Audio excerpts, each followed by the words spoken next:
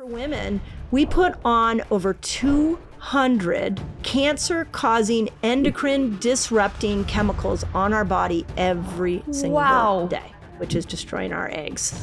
Dr. Mindy Pelts is a best-selling author, a keynote speaker, and most importantly, the leader of a fasting movement that has revolutionized thousands of lives around the world.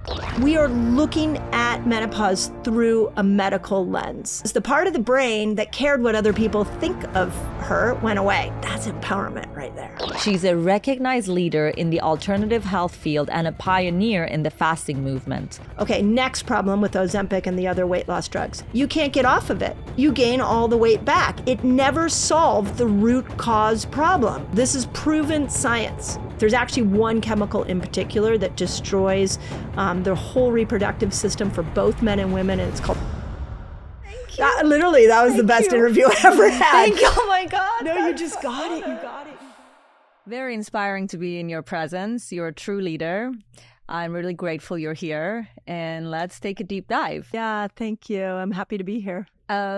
Your journey to create this fasting movement, I call it a fasting movement. I think you're a leader and you've created a movement. What was your biggest inspiration that led you to start this journey? Oh, that's such a good question. Nobody's ever asked me that before. You know what? I'm going to say it really is my patience, because I had a clinic for over 25 years, and my clinic specialized in teaching lifestyle. So we were doing everything from teaching people how to eat, teaching people how to detox, fast, supplements. I would take people to the grocery store and show them how to read a label. I would educate them on how their bodies work.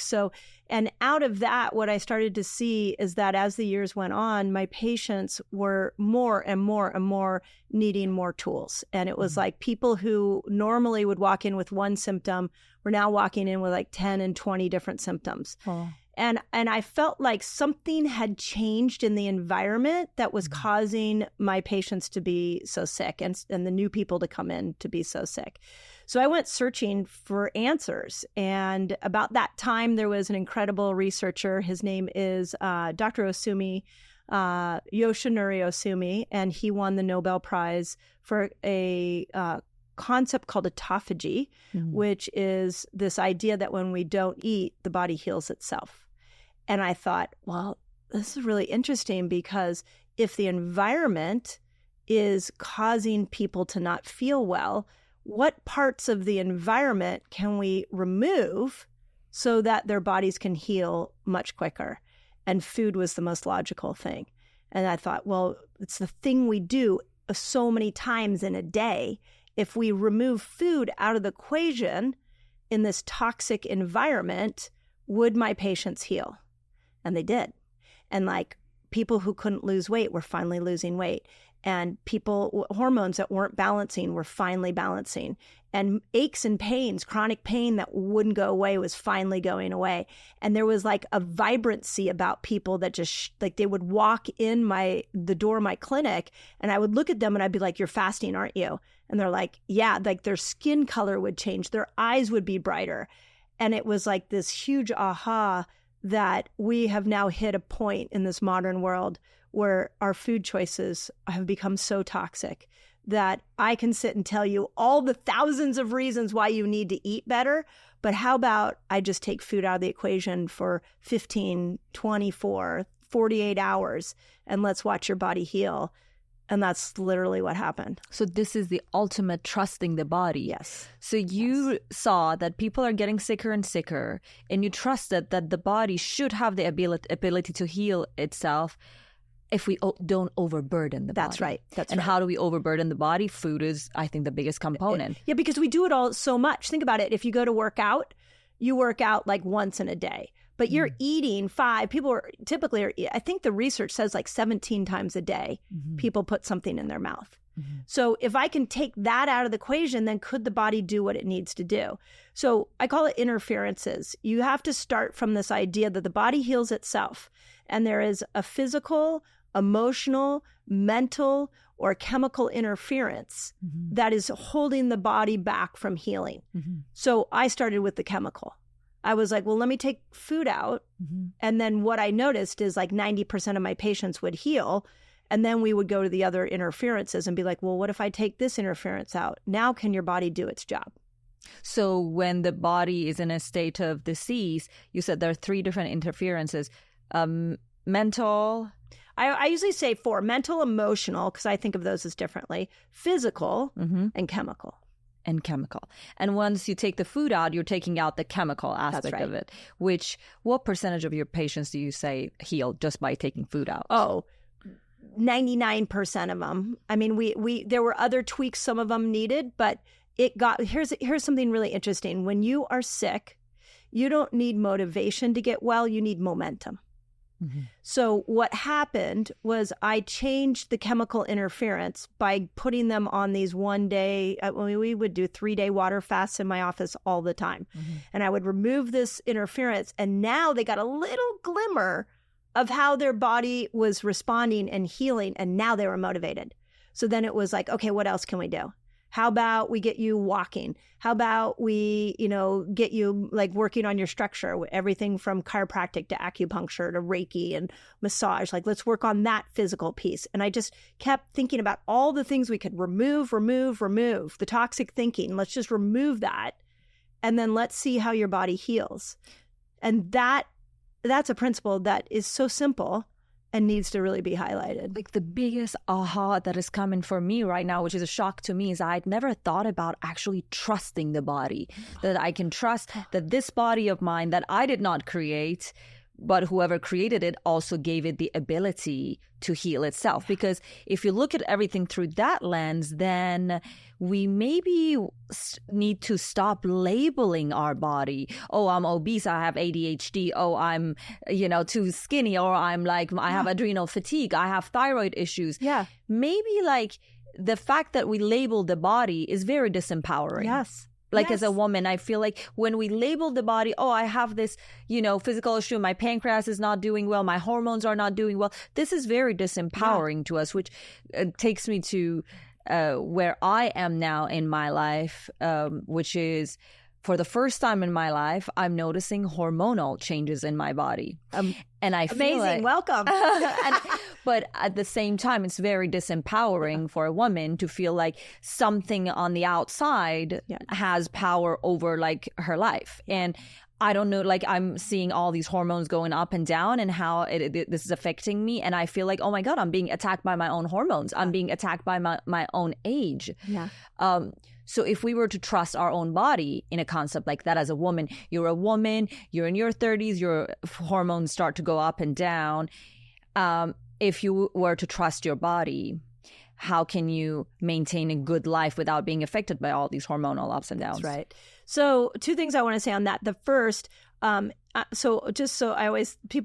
friends who are always like, you always talk about how old you are. I'm like, yeah, because I'm really proud to be a 54-year-old woman, and I've gone through the whole perimenopause and menopausal process now.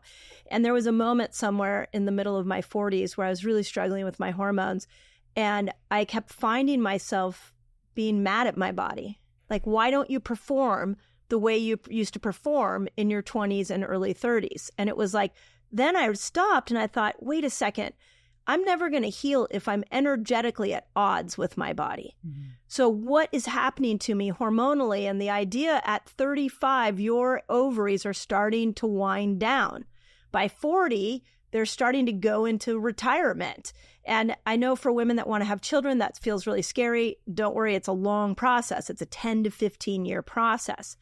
But in my case, I got to this point where I was like, wait a second. My ovaries have shown up for me every single month since I was 13.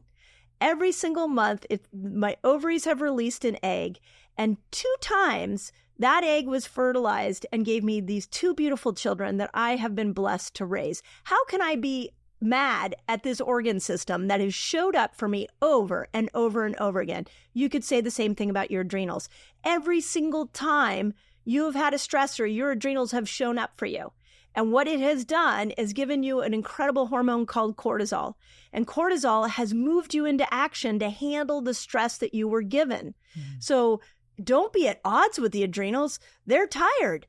And the brain has been coordinating those adrenals. And there has been this beautiful feedback loop that's been going on every moment of the day.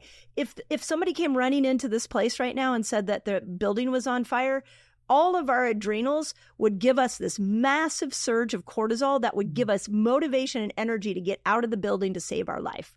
We can't be mad at these organs. These organs are always doing the right thing at the right time. So that's the first thing I'll say. Second, and you and I talked about this prior to recording, that what happens at 35 for women that I just want to scream from the rooftops is that the first hormone to go is progesterone. So this is going to be really relevant to you because progesterone starts to go down at 35, and progesterone is the hormone that calms us. So all of a sudden, we don't have progesterone. She brings with her GABA. So progesterone stimulates GABA. GABA calms us too. So now we're less calm. And when a stressor hits us, our adrenals are hyperactive. So they're like trying to fight the battle and handle the stress. But you've lost two key nutrients or hormones. By the time you hit 40 or 45, now you're losing estrogen.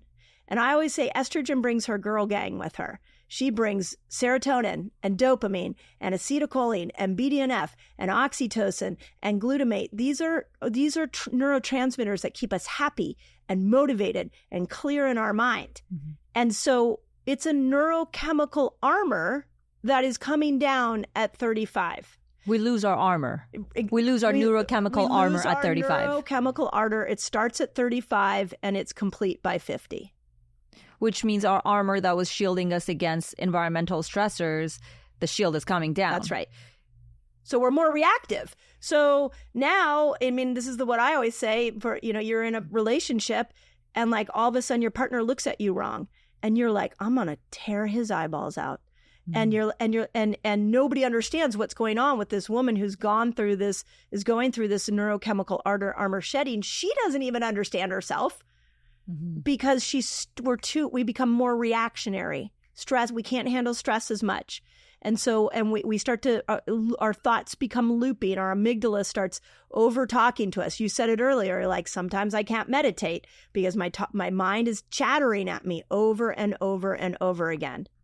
So what we have to do is come back to compassion for ourselves, understanding what our bodies are doing at 35, and then creating a lifestyle plan that works with the shedding of this neurochemical armor. If you add in here that despite all of that, we have to still trust the body and say, okay, if my neurochemical armor is coming down, I trust the body that this is the right thing for the body right now.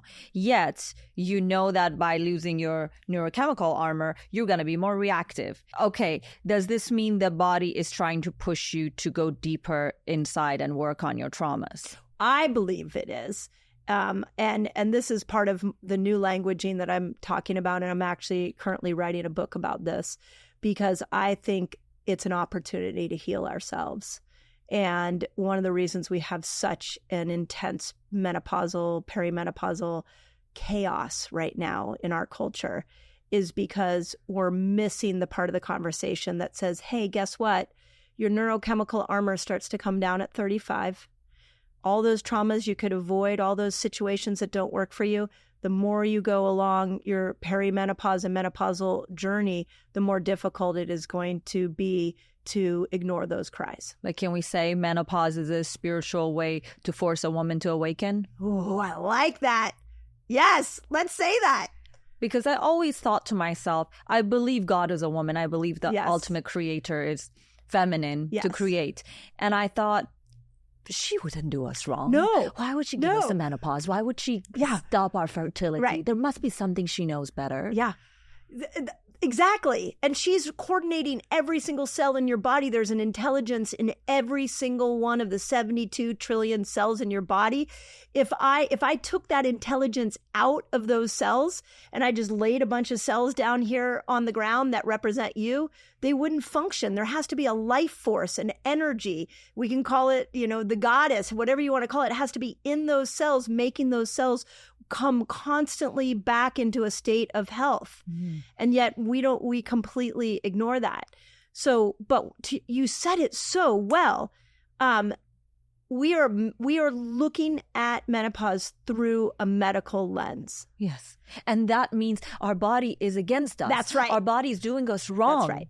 So we need to look at it through a spiritual lens. If we look at it through a spiritual lens, we say, Goddess Mother, if she's the mother, for the first 35 years of our lives, she's saying, I'm holding your hand. I'm giving you all these tools. I'm giving you the neurochemical armor. I'm giving you young organs because I'm letting you get on your feet. But now that you're on your feet, I'm going to take these away because I want you to get strong on your own feet without my help. You said it so well. I'm not taking away the youth. I'm forced to remove the youth as a crutch, so you get to find youth within. Right. So you said it so well. So something that I've just recently been talking about is a term that I learned from Lisa Mosconi. Mm-hmm. Lisa Mosconi is like the top female brain scientist that we have, researcher right now. And I brought her onto my podcast, and I wanted to know what is going on with the female brain when we go through this process. Mm-hmm. And she said, well, do you know about the grandmother hypothesis? And I was like, no, what's the grandmother hypothesis?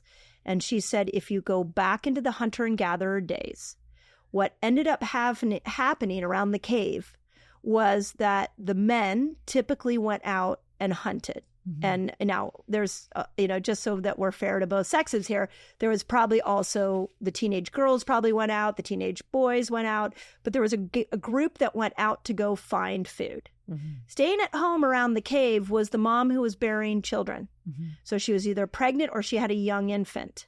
So, and then there were other kids that couldn't go out and hunt. So it was the grandmother that took care of the culture of the cave, made sure that the kids were taken care of, the mom was fed, she would go and forage. They actually have documentation that the grandmother would go and forage for tubers, which are roots like sweet potatoes and carrots, and bring them back to feed so that the people back home could stay alive while they were waiting for the hunter and gatherers to come back. Mm-hmm. So I tell you this to say, what had to have happen for the grandmother to be able to have this insight, to be able to see how to take care of the cave culture, is her brain had to change. Mm-hmm. And so when her hormones went away because she was no longer in a reproductive cycle, her brain reconfigured itself. And what happened was the part of the brain that cared what other people think of her went away. Those neurons pruned away. Her sense of like, oh, I got to make sure that everybody's okay with me, that goes away. Ask any menopausal woman, that goes away. And her amygdala that was working to keep her safe no longer is keeping her safe anymore. It moves more towards empathy. And now it's in a place where it can look and see what the cave culture needs so everybody can stay alive. But check this out, Megan. That's happening to every menopausal woman today. But what are we doing? We toss her aside because we say, you are too old. You have wrinkles. You have menopausal belly weight. You're not useful to the society. But actually, you're the most useful to the society because your brain just went through a massive remodel process, and we need you. We need you to take care of the culture. Wow.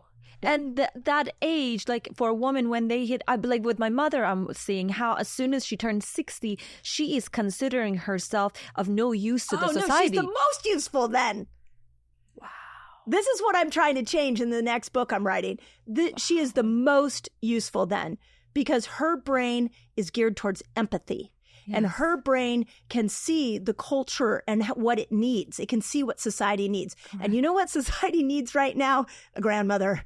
Society needs an elder woman to bring love and compassion back. That's why it matters for world leaders to be older. That's it. Bingo. And then, but the culture is all pro youth, hiring women that they're in their 20s, they're better than when they're in their 30s and their 40s, but it's exactly the opposite. So we're culturally judging women based on their physical youth and their hormonal youth. That's right. When in fact a woman is at her most useful and wise for the society once she gets older. Yeah. Once Lisa said it's about 6 years after the last period that the brain has finished remodeling itself and it's standing in this glorious moment. that we toss aside. Because while we are on our periods and our menstrual cycles are up and down, we care so much about the way we look. Are we sexy enough? Which man is going to pick us? Like, do we look good? Are we sexy? Are we in demand? And it occupies our mind so much that we can't pay too much attention to what's around us. In a sense, it's a bit of narcissism. Yeah. As a woman, while you're going through your hormonal, like your top hormonal years, you're very focused on some me. Yeah. So you're not a good leader by default. Yeah. Well, so your hormones are demanding that you focus on that.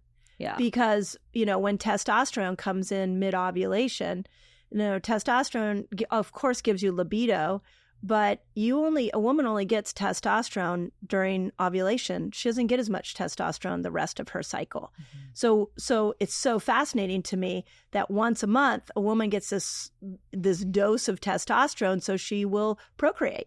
So she'll reproduce herself. Mm-hmm. So everything, when that neurochemical armor is up, everything for that woman is focused on finding a mate and reproducing. Now, just so we don't offend anybody who doesn't want to have kids or people who are in same-sex relationships, I'm not saying that everybody should have kids. I'm not saying that. Or everybody should have a partner that's the opposite sex. I'm just saying that we are hormonally programmed humans with a neurochemical armor that makes us think a certain way, act a certain way, behave a certain way. And when that armor comes down, there is a different version of you. And that's the version that I'm now focused on highlighting so we can bring that elder wisdom back into the community because the world really needs it right now. Wow. That's amazing. Right. So we understood that the spiritual reason behind menopause is for a woman to start focusing on what matters and how she can serve the community versus the hormonal me, the self-image that most women, myself included, unfortunately, are focused on. Mm-hmm. But then another area where I struggle to see how I can look at my body as being on my side is a loss of egg counts and fertility. I always wonder, the first 35 years of a woman's life is the hardest and the most immature, and those are the most fertile years of her life. Yeah. Why does her fertility reduce as her wisdom goes up? Oh, I love how you phrase that. Okay, for starters, something about the egg that I just have to point out. I've spent a lot of the last 10 years really understanding the power of the mitochondria. Mm-hmm. And the mitochondria are like these little powerhouses in our cells. And they give us ATP, which is energy. Mm-hmm. And, in the biohacking world, this is what everybody's trying to do. The mitochondria get supercharged in fasting. Ketones are a supply to the mitochondria. Mm-hmm.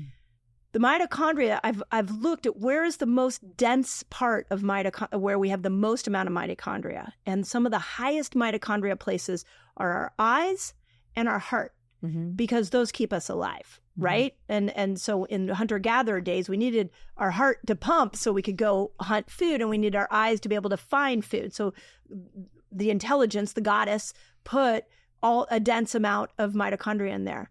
But that's not the most dense place for mitochondria. The most dense place in any body is the egg. The egg has the most amount of mitochondria. And the egg actually is a lineage of wisdom. So every single part of that intelligence within your mother got put into your eggs when you were in the womb. And when your mom was in the womb, all the intelligence of her body, of your grandmother's body got put into her eggs. So that those eggs are like this lineage that goes all the way back to all the women that you have been blessed to come from. Oh, wow. So I always think when we get talking about fertility, the first thing we have to honor is the power of this egg that gets released every single month. Mm-hmm. Okay. Mm-hmm. So now we have deep respect, hopefully. And I mean, because what do we do in our culture? We're like, oh, I'm cramping. Oh, I'm PMSing. Oh, I got my period. We bitch about it, but it's the most beautiful thing that happens to a female body. So we need to start praising it and honoring it and seeing that it has this connection that goes all the way back to all the women that we've ever come from. Once we get our mind around that, then we have to ask, okay, well, what destroys the egg? Mm-hmm. It has all these mitochondria in it. What destroys it? Well, the number one thing that destroys mitochondria right now are toxins. And we live in the most toxic time in human history. And so we are breathing in toxins, we are wearing toxins, we are eating toxins, we're watching toxic stuff. I mean, we are bombarded with back at the physical, emotional, mental, and chemical stressors. Mm-hmm. So if you want to be fertile, then the first thing we have to think about is honoring the lineage and honoring this incredible female body that we're in. But then the second thing we have to think about is what in my environment is toxic. So I think for women, this is a hard one. Well, I believe we start with food, and we can chat about fasting and why I think it works so well. But one of the reasons I think it does is because it's a break from the chemicals that come in through our food. But for women, we put on over 200 cancer-causing, endocrine disrupting chemicals on our body every single day. Our makeups, our shampoos, our fabric, like even in our fabrics, we are constantly, our beauty products, all of this that we're putting on ourselves is destroying these mitochondria, which is destroying our eggs. So we have to start with, there's actually one chemical in particular that destroys the whole reproductive system for both men and women, and it's called a phthalate. And the phthalates are in all the fragrances. They're in our colognes, our perfumes, our plug-ins, the Christmas tree in the Uber, the Christmas tree, I call it the Christmas tree hanging, air freshener in the Uber. All of that is creating an influx of a chemical called phthalates. And those phthalates are destroying our endocrine system for both men and women. Wow. How can we, how can we find out if that chemical is in something or not? Yeah. The first thing I would say would be that there's not a great measurement for your toxic load. Mm-hmm. I've spent, again, remember that so much of my clinic was a detox clinic. And I kept trying to find, because this conversation we're having now, I've been having with my patients for over 15 years. Mm-hmm. And now people are kind of waking up to it. So I wanted to find some kind of functional medicine test that we could do. So we've done heavy metal tests, we've done environmental tests, and on thousands and thousands of people. And I will tell you, I haven't had one person come back without some kind of environmental toxin in it. So we can just all assume we have a lot of toxins in our environment. Mm-hmm. So then the next question is, how do I avoid them? So this is why I love fasting, because we get to take these long breaks from the toxic food. Mm-hmm. So, and we can talk more about that. When it comes to our beauty products, there's apps out there to help us now. So Skin Deep is one of them. Think Dirty is another app that's been put out that you can just scan all your products and see how toxic it is. It gives you a rating. You want something that's under a 3. Anything over a 3, throw it out. That's a toxic ingredient. So, or a toxic product. So we have to start looking at everything in our environment with this toxic lens in mind, because we're now living in this toxic culture. I don't think a test is going to help you. I can just tell you we're all toxic. Mm-hmm. So it's just a matter of how big your toxic load is and can you start to bring it down. So I feel like the more we understand the environmental stressors and what happens inside of our body and the connections, the more empowering it is, because you start to go from, oh, I don't know why my body's doing this, to, oh, we're on the same side. That's right. We're going through this together. We're doing this together.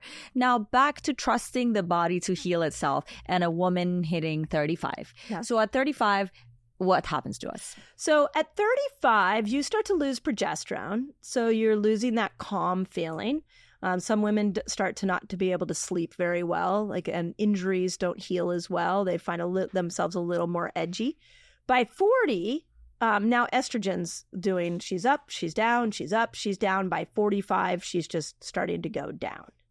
What's interesting about these two hormones is that I always say they're like twin sisters. We call them the same, we put them in the same family, but they have vastly different personalities. Mm-hmm. So what I have noticed in the work that I've been doing is that once these two hormones start to go on this wild ride, once they start to decline, our lifestyle matters more than ever. So, for example, let's talk about estrogen for a moment. When estrogen starts to go down, you become more insulin resistant. This is why so many 40-year-olds, 50-year-olds, so many women over 40, I was mentioning earlier, I'm still blown away at the reviews on my book. And it's because after 40, women were becoming more insulin resistant without a change to anything in their diet. And so it's because estrogen made you insulin sensitive. Estrogen cleaned up your whole metabolic system, and now she's gone. Mm-hmm. And so she's going away, so you're in a metabolic mess. So the quickest way to get out of a metabolic mess is to start learning that you have two metabolisms. You have one metabolism that kicks in when you eat. We call that the sugar burner metabolism. And you have one metabolism that kicks in when you fast. Mm-hmm. And it's called the fat burning metabolism. Mm-hmm. And you were meant to switch in and out of these two metabolisms. And so when we look at estrogen, she wants you to go over here and fast a little more. Because when you fast, you bring glucose down, you bring insulin down, and now estrogen can balance herself out. Mm-hmm. So we see this in my community, women who thought they were going into menopause at 45. We teach them how to metabolically switch in and out of these two metabolisms. And now at 48, they have the best periods of their life because they cleaned up their metabolic system so that they could start to actually balance estrogen on their own. Progesterone's completely the other way.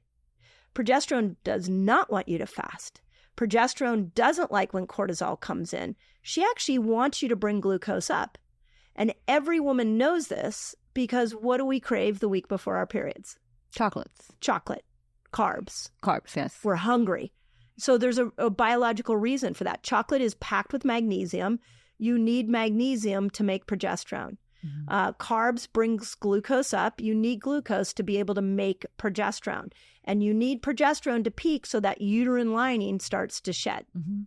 So, okay, well, these are opposing theories. One hormone needs you to not eat and to keep insulin down, and the other hormone wants you to eat.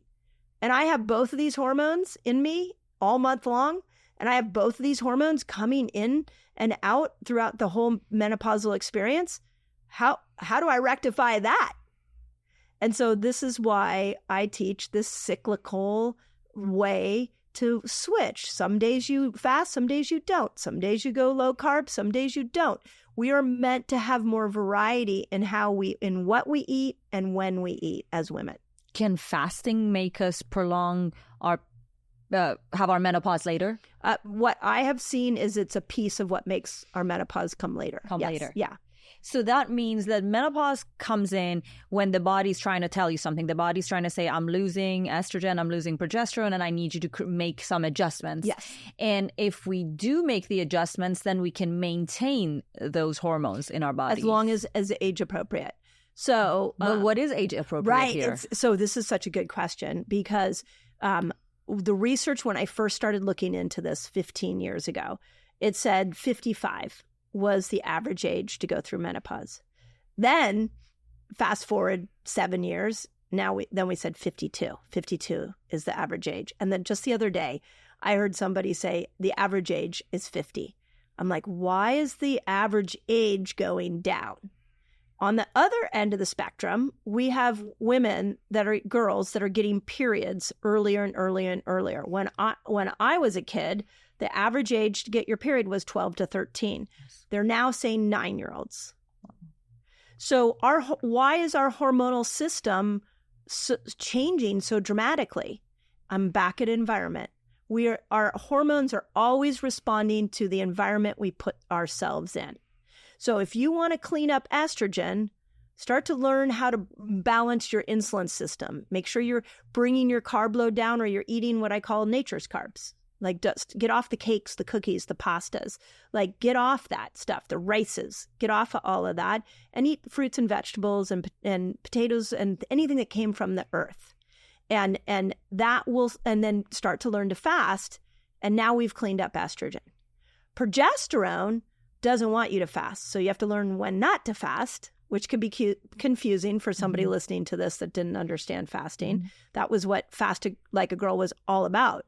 It was like, here's when you fast, here's when you don't fast. But progesterone doesn't want you to fast, and progesterone doesn't want you to stress out. So if you're a woman, I saw this so much. This is why I think so many women lost weight with Fast Like a Girl, is that when we hit that point the week before our periods, or we hit that point after 35 where we started gaining weight and we were frustrated, what we did is we doubled down on all of our health habits. We dieted more. We exercised more. I saw it in my community where women were going into 3-day water fast too much because they were trying to lose that weight. But really, progesterone just wanted you to bring cortisol down. Progesterone wanted you just to calm.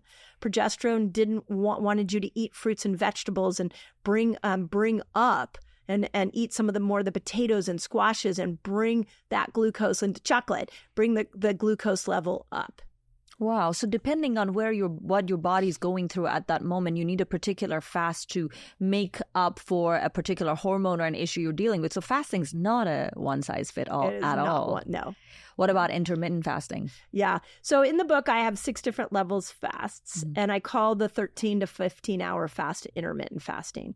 So it's going 13 to 15 hours without fasting. And it's the same thing. When you're trying to build progesterone, you shouldn't be fasting. So you just don't fast. And then, if you have a cycle, you don't fast. And then the week before your period is when you don't fast. And then once your period starts, now you start fasting again, and you can choose from these 6 different length fasts. So we need different fasting protocols depending on where our body's at. That's right.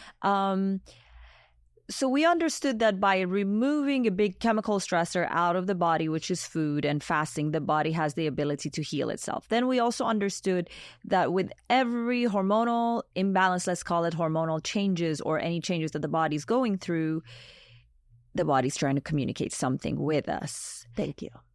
That's it. Love it. Yeah, keep going. No, you get it. That's empowerment right there. The first empowerment step for a woman is to understand her own body and to take control of her own body. That's right. And to understand that the body's on her side That's and right. has the power to heal itself. Yes. So we're not at the mercy of a bunch of pharmaceutical companies and doctors. Yes. At the end of the day, we have power over our own body. Thank you. You got it. Thank you. Thank you. Thank you. That's what I'm trying to teach women. And what was so beautiful about fasting is that once I taught a woman how to fast and she experienced her body in a new way, I told you this earlier, like people would stop me on the street or they send me messages and they're like, you changed my life. And I'm like, no, I didn't. I didn't change your life. You changed your life. I just taught you how your body worked. And when you took food out of the equation, there was nothing you could point at as to why you were feeling better other than I removed food and my body did something. So you were forced to have to fall in love with your body. Yes. Yes. And now you'll never fall prey to big pharma and big food and mixed messaging because you're like, oh, I did that for myself. And what are your thoughts on Ozempic? Yeah, this is a fun one. I love this one. I was just on Diary of the CEO, which is a huge global podcast. And it was the second time I went on. And Ozempic came up. And Steve and I had a really fun conversation about it. And I have a lot of thoughts on it. So let's start by honoring the people that lost a tremendous amount of weight on Ozempic. If you were in a metabolic crisis and you took Ozempic, it saved your life. And I never want to be disrespectful for that. And that's how that drug was made. It wasn't made to help you lose 10 pounds. It wasn't made to help you lose 50 pounds. It was for the person that was about to lose a limb, because they were so in such a metabolic mess. Now, we've using it for people to lose weight so they can feel better about themselves. Okay, in that concept, we have a couple problems. For starters, we as a culture need to stop looking for quick fixes, and we need to respect that when a drug like this comes to market for something new, there should be some long-term studies that are done before we all jump in and decide this is the most amazing thing. So we have no long-term studies on Ozempic, and we don't know what happens when you stay on this 10, 20, 30 years. Okay, next problem with Ozempic and the other weight loss drugs. You can't get off of it. If you go to get off of it, you gain all the weight back. It never solved the root cause problem. And when I was in London, several of the people who were interviewing me there said that Ozempic costs like $400 a month in London. Mm-hmm. It costs $1,000 a month here in the States. So it's expensive. So now you're on $1,000 a month to keep the same weight. So now how are we helping the person who doesn't have $1,000 a month? It's for people who are wealthy that can afford that. Okay, still not the only problem. Ozempic kills hunger. And that's one of the reasons it's causing people to lose weight. You need food to make hair and nails and muscles and hormones and neurotransmitters. In Eat Like a Girl, the new book that I'm putting out, there are 24 key nutrients that a woman needs to be able to make hormones. Mm-hmm. Everybody I've talked to on Ozempic's like, I'm just not hungry anymore. Correct. That's what I've heard too. How is she going to get that 24? What's going to happen to the hormone of women? Okay, still not the only problem. We don't know what it does to the microbiome.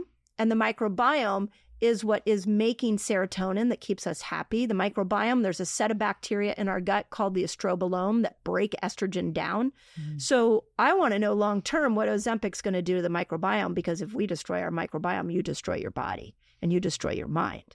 So where's the research on that? Still not the worst. The last one that I will tell you is that it's the empowerment piece. When I inject something into me and I lose weight, who do I give credit to? Ozempic. You're codependent on Ozempic.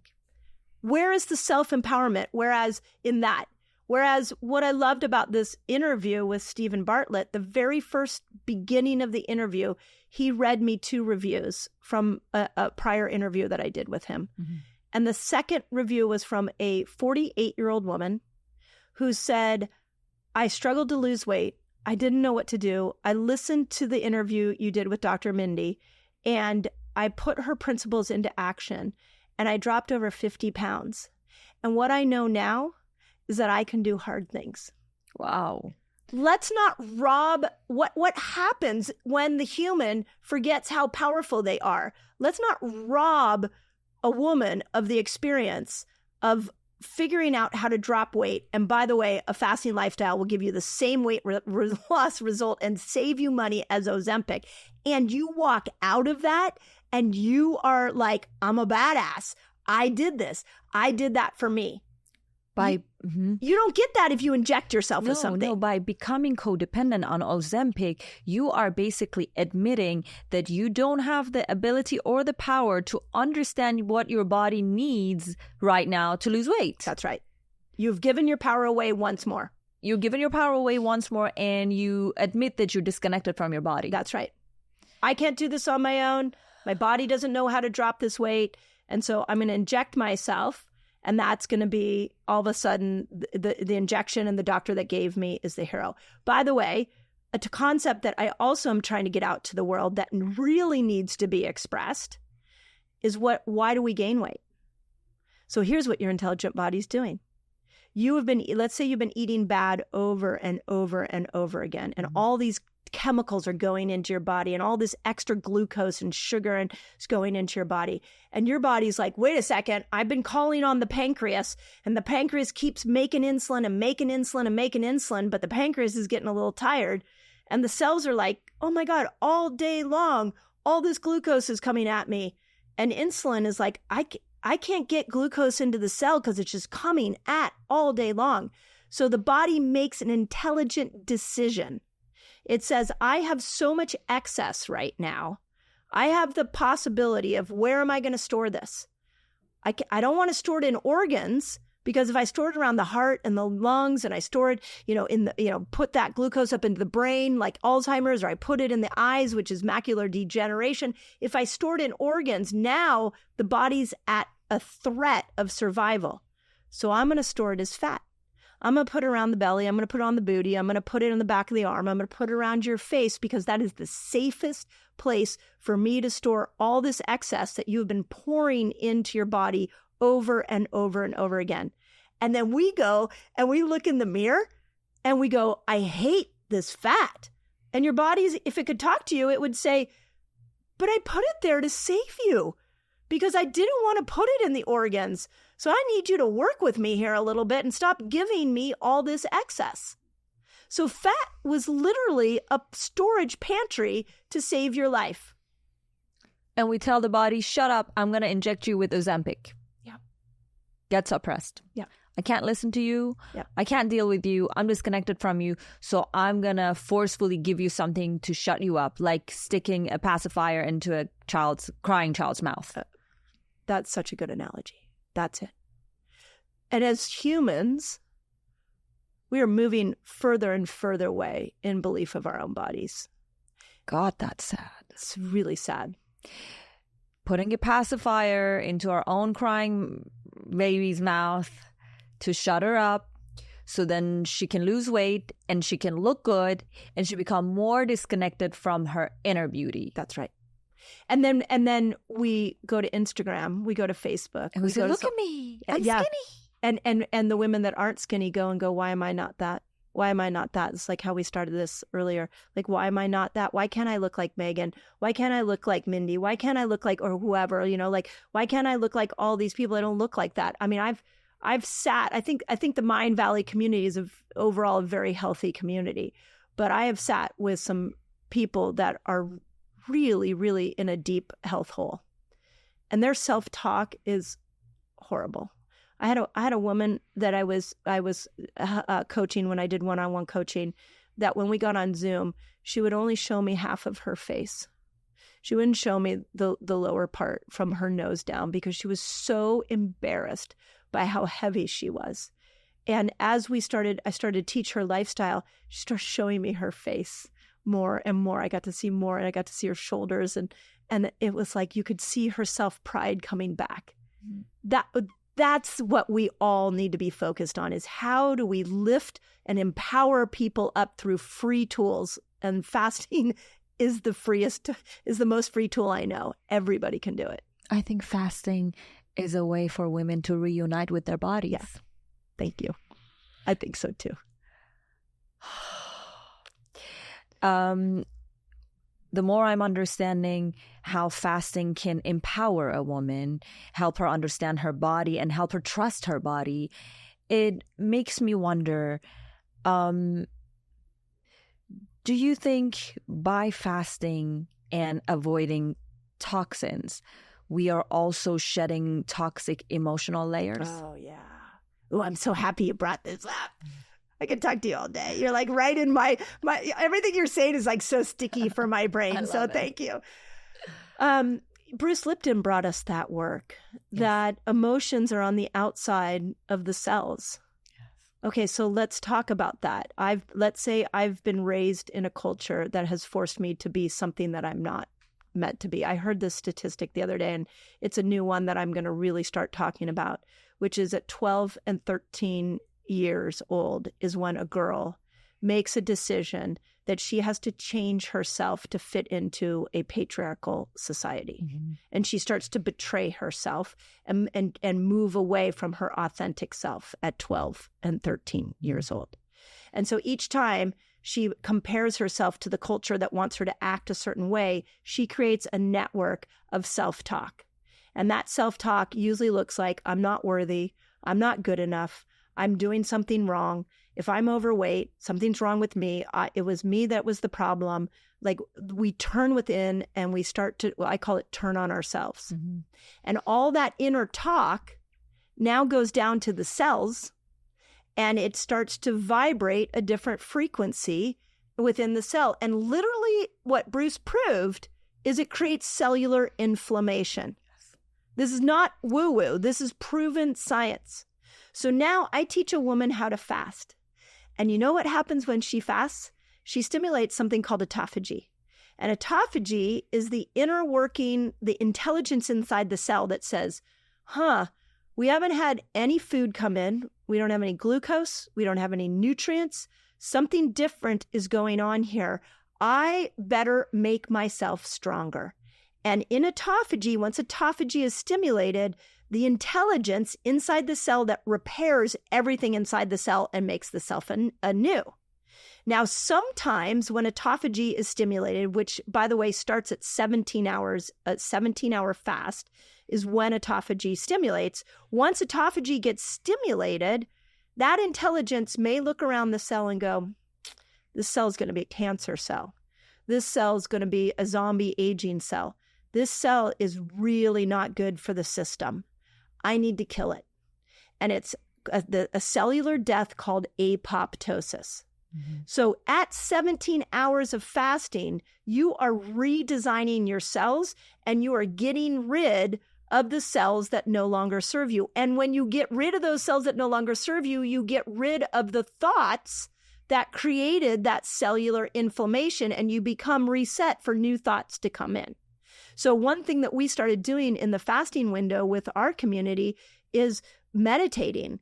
And I always speak affirmations when I gather my community together. I'm always trying to pour positive thinking in, because when you are in that fasted state, you have the ability to reprogram the belief system and the thoughts that have been living inside your cells as you get rid of the cells that had the negative thoughts.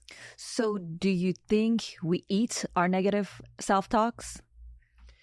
Well, do we eat our negative self-talks? Does it affect what we eat?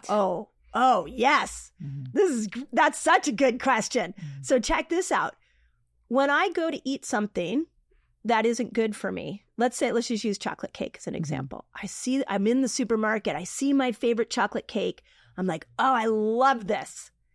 What I am actually creating in looking at that food is dopamine. I haven't even eaten the food. I just know that food gives me dopamine. The food industry knows this. So what they do is they spray chemicals, they spray flavors, they enhance the sugar, they enhance the salt, so that when we eat it, we get a dopamine response. Now, all I have to do is think about that food, and I'm wanting to get that dopamine response. Dopamine makes us addicted to everything. So we have absolutely been the food industry has hijacked our taste buds so that we search for food that gives us that high dopamine. So we have that piece. Okay. Now we're not making choices based off of what does my body need. We make choices based off of how do I get more dopamine. So we have that issue going on. Then we have the woman issue. And the woman that has at 12 and 13 years old decided she wasn't enough and she needed to change so the culture could like her. And we've been doing that forever as women. Like, I'm not pretty enough. I'm not smart enough. I'm too loud. I'm not loud enough. I'm too much this. Like, the culture has a lot of opinions about how women should be. And so we're constantly adapting ourselves. And at most the women I've talked to, when you really get to the core of what's struggling for them, is they don't feel worthy. And so when we don't feel worthy, we want to fill that and feel worthy. So we start eating. And then we get a dopamine high and we're like, oh my God, that feels better. And so we start eating and we just start pushing down this feeling of not enough. And then now we're addicted to food because our food has conditioned our brain to have a dopamine response every time we eat. Wow. So we're in fact eating to suppress our negative self-talks. Yeah. And the more we suppress the body, the more we disconnect from the body. And that's when we start to divide from the body. Yeah. Thank you. And again, back to what I said, I think your movement, the fasting movement for women, eat like a girl, fast like a girl, is a conduit for women to reunite with their own bodies. Thank you. And to anyone who is listening to this interview, I would love to invite all women to remember that their body has the power and the ability to heal itself if you don't suppress it. If you don't overburden it, if you don't use food to suppress your negative self-talks. And fasting is a great way for all of us women to shed toxins, not just on the physical level, but as you explain, on the emotional and on the mental level. Yes. So the more we reunite with the body and the more understand the body and knowing that it's on our side, we can use the body as a conduit to our bliss and happiness and joy, and not self-judgment. Thank you. Right now, women, we are using our bodies as a way to bash ourselves. Yep. It's just every morning you wake up to look at this body, to either call yourself fat, wrinkled, ugly, and having like puffy eyes and having dark circles. So right now, our body is our conduit to attack ourselves. That's right. To judge ourselves. Let's change that to the conduit of bliss and our awakening. That was one of the best, well stated. Thank you. Like, I just want to tell you, in that statement, I feel like my life's work was just seen and heard. Oh my God. It's and you asked me earlier, like, was I surprised at how well this book did? And I have spent so many times where I've gone back and reread the book because I'm like, what did I say in there that's resonating with everybody? And why has this created a movement? Like, I'm in awe of what's happened. But the way you just explained that, I've like, yeah, you get it. You get it. You awakened us to remember that the bodies are conduit for awakening, for bliss, not a conduit to judge and shame ourselves. You got it. Thank you. Thank you. Wow. That was amazing. That was amazing. Thank you. That was the best interview I ever had. Thank you. Oh my God. No, you just got it. You got it. You got it. You got it. I got you. Thank you. You did get me. Thank you. I got you because this has come in the exact time in my life that I am shifting from using my body as a way to bash myself versus let me understand what it's saying. Yeah. Let me not shut it up. Yeah. And the 30-year-olds are suffering. Yeah. The 20-year-olds are suffering. Yes. That was like a really big like aha I had from this book, is how much your generation is really struggling. And it's like almost like we had it easier because we didn't have socials. We didn't have the toxic food. Yeah. So like we had a lot easier than you guys do. And when social media has really caused us to weaponize our bodies. Correct. So, we weaponize our bodies. The body become your worst enemy, and therefore it becomes your enemy. Yeah. Amazing. Wow. Thank you. Yeah, thank you. Thank you. Yeah. Thank you. Thank you. Megan, that was amazing. Yo.